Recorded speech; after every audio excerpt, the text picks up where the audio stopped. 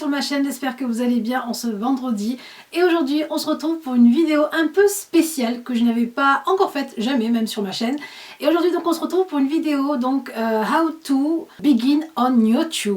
Comment commencer sur YouTube. Et pour ça on va d'abord commencer par regarder ma première vidéo sur YouTube. Et je vous avoue que j'ai un peu honte quand je regarde. Pas que j'ai honte de du travail que je faisais, mais de mes premiers pas en fait sur YouTube. Et voilà, donc la miniature laisse à désirer, on va dire. Donc on va regarder ça ensemble, on va regarder les petites erreurs, etc. Et ensuite je vous donnerai des tips, parce qu'il y a beaucoup de filles qui me demandent sur YouTube, sur Instagram, sur Snap, quels ont été tes premiers pas, ton premier matériel, etc. Donc je viens répondre à toutes vos questions aujourd'hui. Je vais essayer quand même de vous résumer ça, parce que le sujet est assez long, sinon je vous ferai une deuxième vidéo, ne vous inquiétez pas. Mais les premiers pas sur YouTube, tels que moi je les ai vécus il y a maintenant bientôt 7 ans. 7 ans, vous imaginez, ça passe tellement vite. Et donc on commence par regarder cette vidéo qui promet des petites pépites quand même. Alors, avant toute chose, déjà, on est en train de regarder un peu le style du hijab, le style. Cette bande qui descend presque jusque sur mes yeux, on va dire. Hein. Il fallait que je la descende un peu plus. C'est vrai qu'au tout début, quand j'ai porté mon hijab, j'ai porté mes bandes comme ça. Je les descendais, je sais pas pourquoi. Je voyais en fait les filles faire ça, donc je refaisais pareil. Je descendais en fait la bande ici. Et un jour, une des abonnées m'a dit... C'est grâce à une des abonnées, hein, de mes abonnés, une de mes chippies qui m'a dit: Asma, tu devrais remonter ta bande, ça ferait plus classe. Et à partir de là, en fait, j'ai commencé à remonter ma bande et puis je sais pas si ça fait plus classe, mais en tout cas, je préfère maintenant comme ça, quand la bande se voit à peine ou pas du tout, que jusqu'ici. Donc là, on aurait dit que je portais, je sais pas ce que je portais, mais ouais, c'était pas top du top.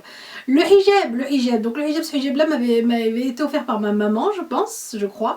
Et genre j'ai voulu faire un style un peu un peu sorti de l'ordinaire, avec un croisé ici du truc ici quoi, un truc que je ne ferai jamais aujourd'hui, n'est-ce pas, et qui est assorti à mon haut, donc c'est pas rien, hein, j'ai assorti le hijab au haut et au make-up, donc tout était tout était parfaitement assorti. Voilà pour ça. Mes sourcils, on en parle, mes sourcils, donc ils ont toujours la même forme, comme vous voyez, comme vous pouvez le constater, que donc il y a 7 ans. Donc je n'ai jamais changé la forme de mes sourcils. Voilà, chose que je fais, c'est que en fait quand il y a un ou deux poils qui poussent très noirs, je les enlève, mais sinon je touche pas à ma ligne. Et là je remarque qu'ils n'étaient pas du tout maquillés. Voilà.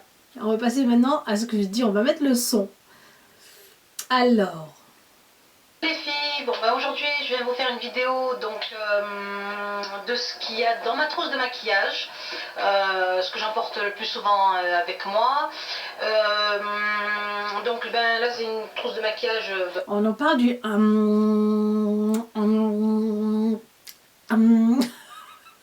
je le fais plus, et j'essaie de faire de moins de... Mais les... En fait, il y a eu une époque de vidéos où toutes les youtubeuses faisaient comme ça leurs vidéos.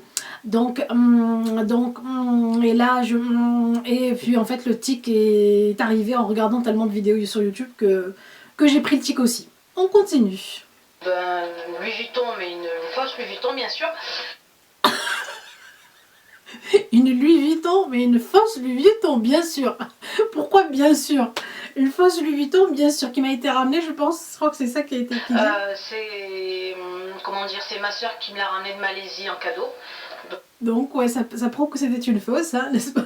Rose comme ça fuchsia, je pense que Louis Vuitton n'a pas fait. Mais pourquoi dire oui c'est une fausse? Mais franchement, des fois, franchement, je vous avoue, j'ai horreur de me regarder en vidéo ni de m'entendre. Encore pire, de me voir encore à la rigueur quand je fais mes montages, mais de m'entendre, c'est affreux. En fait, même quand il y a mes stars autour de moi, je baisse vite. J'ai l'impression, je sais pas, mais j'ai horreur de me revoir et de m'entendre. Donc bon, ben, elle est quand même assez grande. Voilà. Et, avec un fond sonore des jeunes du quartier de ma mère derrière. Moi je mets le nécessaire à l'intérieur. Donc ce qu'il y a à l'intérieur, donc je vais commencer par le teint. Donc il n'est pas parti. Ce que j'utilise pour le teint. Pour le teint j'ai... Est-ce que vous remarquez l'effet vidéo là qui était genre avec une petite profondeur de vidéo? et la stabilité de l'image, n'est-ce pas? On applaudit aussi la stabilité de l'image. Aux alentours de 15 euros, 15 euros, 15 euros des poussières. En fait, je suis très, tout début, là, très limite sur les explications. Voilà, donc après, je suis dit... Oula, le truc qui bouge, là, qui tremble comme un tremblement de terre, là, le truc. En fait, je me rappelle, je filmais, à ce moment-là, je filmais avec un appareil photo numérique à pile, vous savez, que j'avais posé sur un... Je crois que c'était un meuble à tiroir en plastique de ma mère. Et du coup, l'appareil photo, en fait, dès que je touchais, en fait j'avais mis la trousse dans un des tiroirs. Et du coup, dès que je touchais, en fait, la trousse, l'appareil, bah, il bougeait obligatoirement. Du coup, ça bouge pas mal. Et en plus, j'avais fait j'avais stabilisé avec l'option YouTube. Mais ça donne un rendu terrible quand même. Il y a le vert, le bleu. Alors, elle est comme ceci. Et là, il y a un miroir. Elle est comme ceci. C'était vraiment le truc de la youtubeuse il y a quelques années. Alors voilà, comme ceci. Là, vous le voyez. Et là, elle est comme cela. Et on le fait beaucoup moins. Je ne sais pas si vous l'avez remarqué. On le fait presque plus du tout. L'effet zoom avec l'interrupteur derrière aussi. Ça, on en parle beaucoup. Super joli. Ça donne un rendu terrible aussi. Oh, mon Dieu, ce zoom avec l'interrupteur, d'accord. Et en plus, il y a du scotch, je crois, sur l'interrupteur. Bon. Le 02 brunette, je l'ai acheté en plein vol. Il me restait encore... Je l'ai acheté en plein vol. Pour dire, je l'ai acheté dans l'avion. Je l'ai acheté en plein vol, d'accord. Donc ouais, je revenais de Thaïlande quand j'ai acheté cette poudre-là. Mais pourquoi j'ai dit ça en fait? Pourquoi je vous dis que je l'ai acheté en revenant de Thaïlande en plein vol? Je sais pas. Pourquoi ces détails? Un col simple. Vraiment, c'est vraiment pas une marque. J'ai un col tout simple, c'est vraiment pas une marque. Mais je dis des détails sur les articles que je présente, sur les produits que je présente, mais dingue quoi. Ça veut pas une marque... C'est un col je crois que j'avais eu au marché ce col. Non, voilà donc pour ma première vidéo YouTube.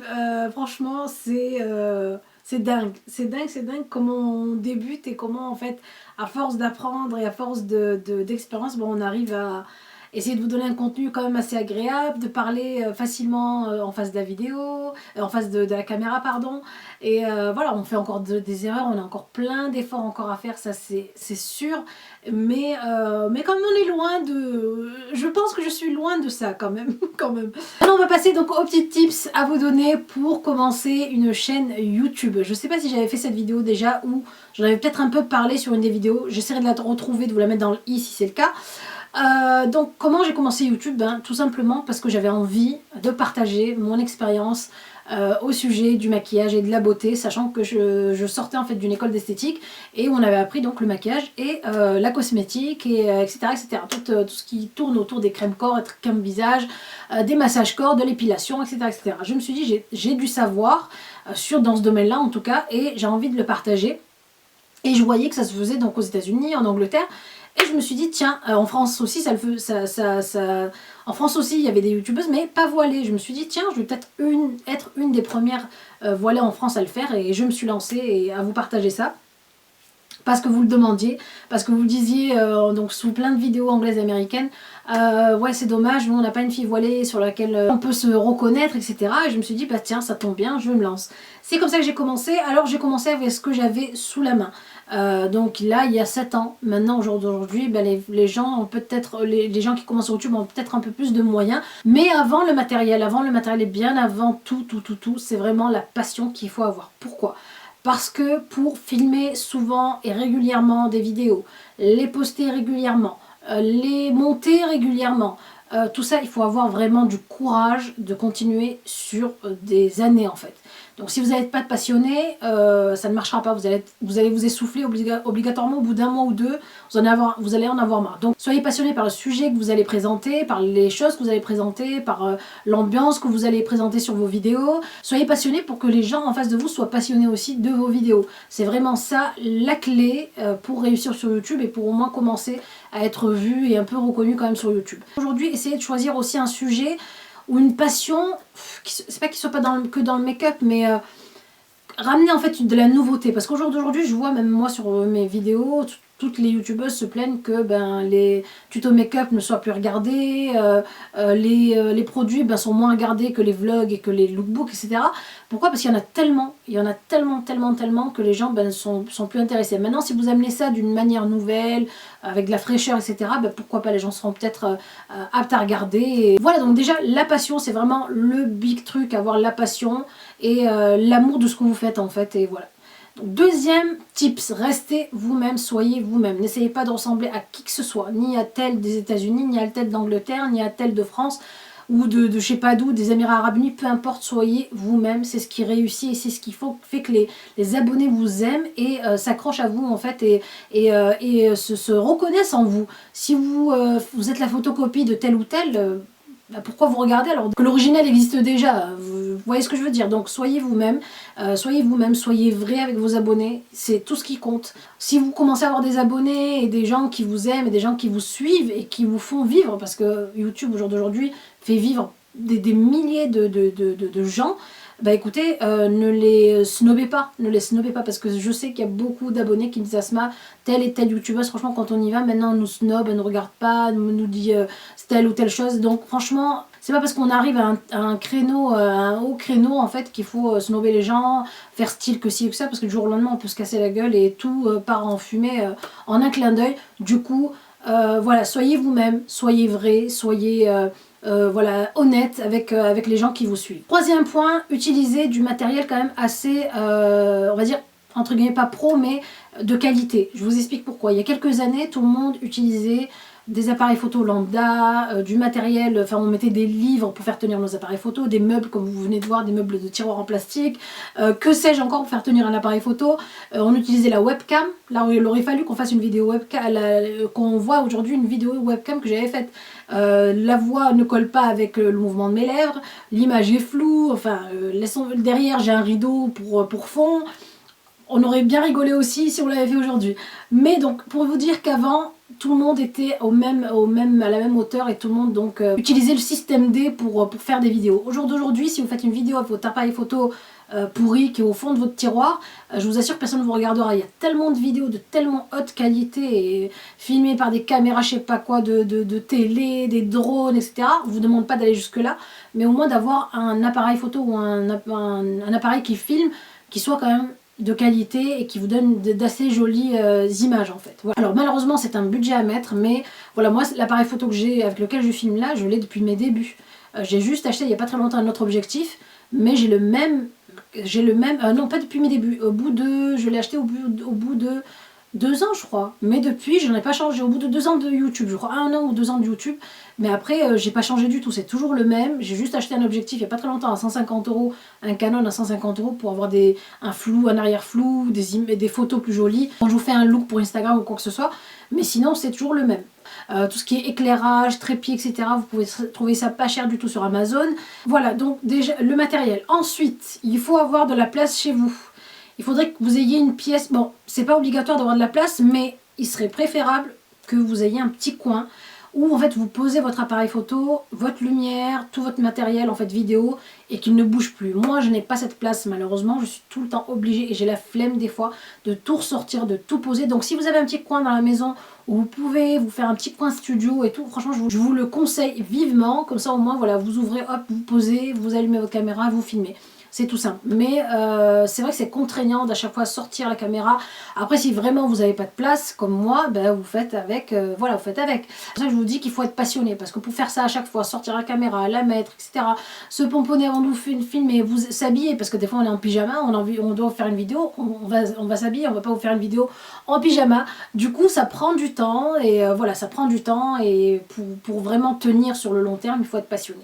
Ensuite, il va falloir donc choisir un nom, un pseudo ou un nom de votre chaîne. Essayez de choisir un nom de chaîne qui n'existe pas, bien sûr, ça c'est logique je pense.